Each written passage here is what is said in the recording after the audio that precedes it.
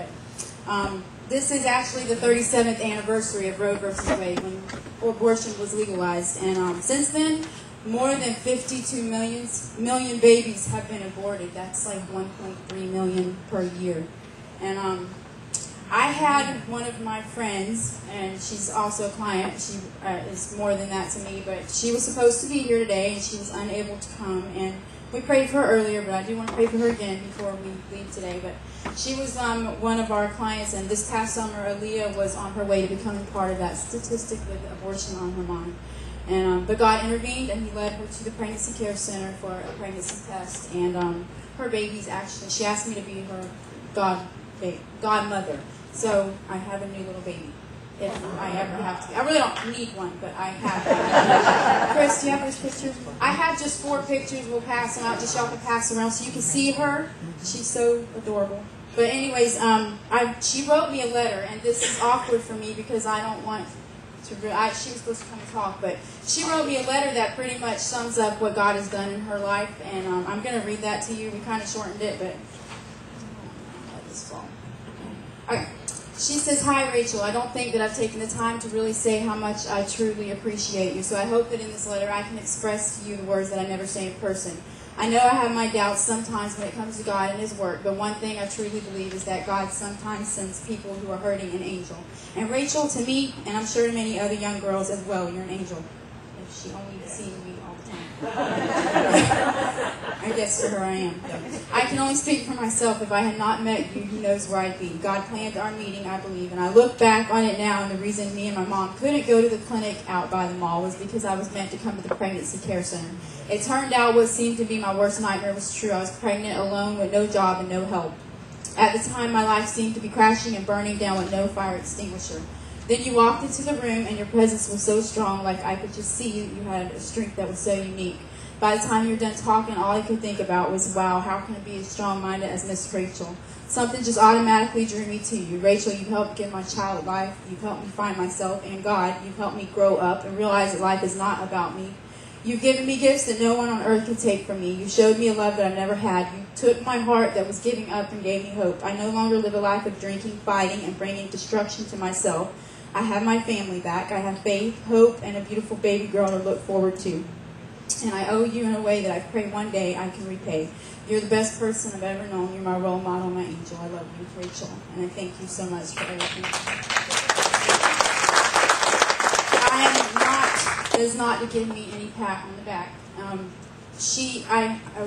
I had no clue. And I never know what kind of impact that I'm going to make on any of these girls. Sometimes I feel like they're not even listening to me at all. I'm talking till I'm blue in the face, and I think they leave, and I'm thinking they didn't even hear me. But apparently she did, and a lot of them have. But we know as Christians, you know and I know that the something that she's referring to was not anything that Rachael said or did. I pray before, always, that my prayer is that God would help me to express His love through me when I'm speaking to these girls. And I put myself aside always. A lot of times I talk about the bathroom. I know a lot, again. But I run to the bathroom a lot at work and get alone before I go into the room because I'm like, God, okay, I've been doing all these crazy things this morning or today, and now I need you to just take all this out. I'm going in here to this girl, and I need you to speak through me. So I think that's very important, and to always be doing that, because we can be so quick to judge somebody or to start thinking the way we want to think or tell them what they need to do, but it's important that we put ourselves aside. So I had no clue I was making that kind of impact on her. But in Galatians 5:6, it says that the only thing that counts is faith expressing itself through love. And this morning in the devotion book, I read the one that we all have. I was reading in Galatians chapter 2, verse 20. Oh, cool. I forgot y'all got that. On the screen. Anyways, Galatians chapter 2, verse 20 says that I have been crucified in Christ, and I no longer live. That Christ lives in us, and if He's living in us, and we're saying we're a Christian, and we've asked Him to come into our hearts, then we should be expressing Christ's love in every area, in every person that we talk to, no matter who it is. Christ should be reflected in the life and the way that we're living. And also, if that being true, I was reading this morning, and I went to John 15:12, and it just stood out to me that God's command was to love one another. the way that he loves us, and that's exactly how that should be our main primary focus every day, whatever we're doing, is to just love on people, because you just don't know what's going to happen. It was the love of Christ that was shown to me through this church and some others, but through this church, that actually made me want to know more about Jesus, and it drew me closer to him. And I was saying earlier to Brooke in our little class that it's not, when you start showing love to people, you just accept them the way that they are, and don't think that just because you haven't been there or whatever, don't be quick to talk and tell them how they need to be. If you just simply just hang with them and love on them, then it worked on me. It motivated me and made me want. Nobody had to cater to my every single need. I wanted to do right, and that's the supernatural part that God does when we're just letting ourselves be used by him to minister to others. He simply asked us to feed his sheep. That's what he wants us to do. When he was talking to Peter, telling him, "Do you love me, Peter?" Remember that part in the Bible? I don't remember where it's at. But in Peter, he's asking him 3 different times, "Do you love me? If you love me, feed my lambs, feed my sheep." That's all he wants us to do. So if we really love him, then we should be expressing his love through our actions. But 2 miracles happened in Aaliyah's life this past year, and that was one, that she chose to give life to her baby instead of death. And most importantly, Aaliyah gave her heart to Jesus Christ, and she came to know him as her personal Savior. Now, I didn't just, like Pastor Daniel was telling you, I didn't just happen to fall into the pregnancy care center, and I was very confused at that time why God wanted me there at the beginning, because I was on drugs myself for 11 years, and I continue to remind you that and me that, because it helps me to be even more, more awestruck at what God has done in my life. But I'm not proud of it. But during that time, I was pregnant. I had my kids, but I was never really a pregnancy lady person. Like, you get all happy. You know what I'm talking about. I was never that way. My pregnancies were all crises, and I was worried that I wasn't going to be able to talk to these girls about how to take care of the baby, because I didn't take care of them the way I was supposed to. Actually, my little sister actually did. You should have came with me, actually.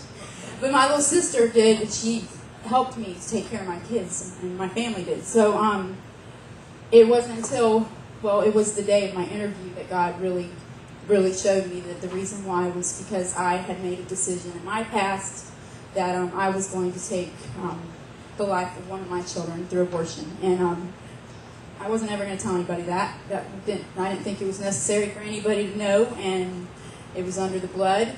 But I continued to carry the guilt and the shame. I knew I was forgiven, but I didn't understand that there could be forgiveness through of the guilt and the shame. So by bringing me to the Pregnancy Care Center, I was able to address that, and it took me a little while before I even told Wanda, and some of y'all might know the story, that it's crazy. You can ask me later. But God really healed me through going through post-abortion counseling myself. And before he even let me do that, he threw me right in, and I had to start talking to girls who were contemplating abortion immediately. Like my first week there, Wanda went on vacation, and I was forced to talk to 3 different girls about abortion, and I had never told anybody, but I felt secure and safe because nobody else was there.